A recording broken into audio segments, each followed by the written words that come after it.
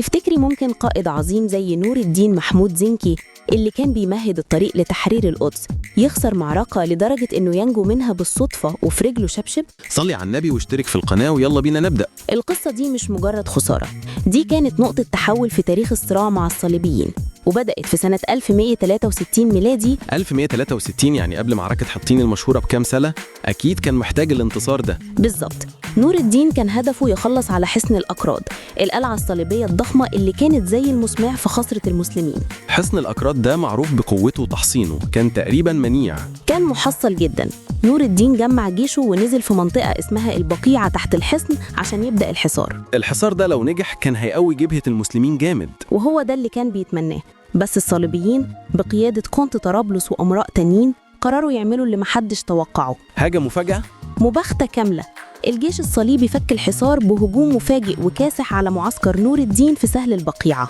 يا نهار أبيض، هجوم مفاجئ على القائد نفسه، دي قلة خبرة ولا استهانة بالعدو؟ البعض بيقول إنه كان بسبب استرخاء الجيش لاعتقادهم إن الصليبيين مش هيقدروا يجمعوا نفسهم بالسرعة دي، وده اللي خلى النتيجة كارثية. كارثية بكل المقاييس.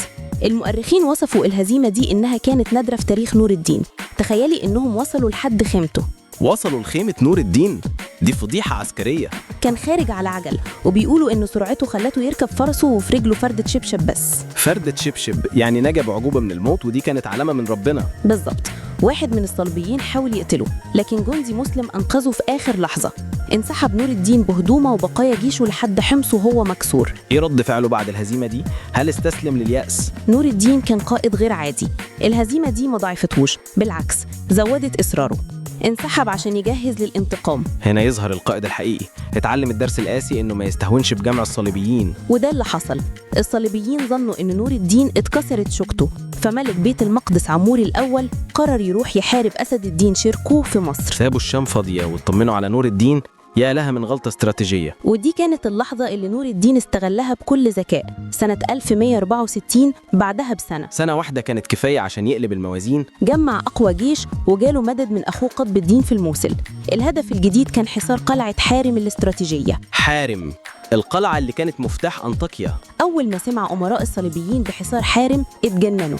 بوهيموند أمير أنطاكيا وليموند كونت طرابلس وقسطنطين البيزنطي كلهم جمعوا جيوشهم. يعني تحالف صليبي ضخم جدا، تقريبا كل القادة اللي في المنطقة. كل القادة جايين بثقة عالية متخيلين إنهم هيكرروا نصر البقيعة، لكن نور الدين كان مجهز كمين محكم. يا سلام، خطة صقر عسكرية. تركوا القلعة وطلعوا القتال نور الدين في سهل حارم بتهور وبدون انضباط. دي غلطة القائد اللي بيغتر بالنصر، وده كان ثمنها. نور الدين زنكي استدرجهم للكمين في أرض مكشوفة.